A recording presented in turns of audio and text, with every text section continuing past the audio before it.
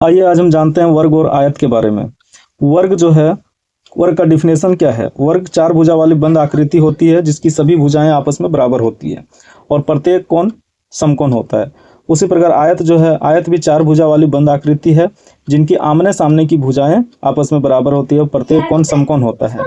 तो साथियों आज हम देखेंगे ये वर्ग की आकृति है और ये आयत की आकृति है, तो दोनों में क्या डिफरेंट है। डिफरेंट ये है कि हम वर्ग जब देखते हैं तो हमें पता चलता है कि इसकी सभी भुजाएं आपस में बराबर है, और आयत जब देखते हैं तो हमें पता चलता है कि इसकी आमने सामने की भुजाएं बराबर है। ये आमने सामने की भुजाएं बराबर हैं, जबकि वर्ग में चारों भुजाएं आपस में बराबर होती है। प्रत्येक कोण समकोण होता है। ये कोण है, प्रत्येक कोण जो है वो समकोण होता है, वर्ग का भी और आयत का भी। तो क्या क्या क्राइटेरिया फुलफिल कर रहा है दोनों में? वर्ग में भी बंद आकृति है, वर्ग भी बंद आकृति है, आयत भी बंद आकृति है। इसमें भी वर्ग में भी चार भुजा है, आयत में भी चार भुजा है। आयत वर्ग के प्रत्येक कोण समकोण है तो आयत के भी प्रत्येक कोण समकोण है। लेकिन क्या हम आयत को वर्ग कह सकते हैं और वर्ग को आयत कह सकते हैं? ये बहुत इंपॉर्टेंट है जानना।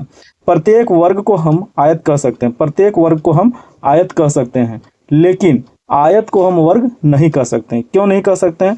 क्योंकि वर्ग का जो डिफिनेशन है वो आयत फुलफिल नहीं करता है, लेकिन आयत का जो डिफिनेशन है वो वर्ग फुलफिल करता है। क्या फुलफिल करता है?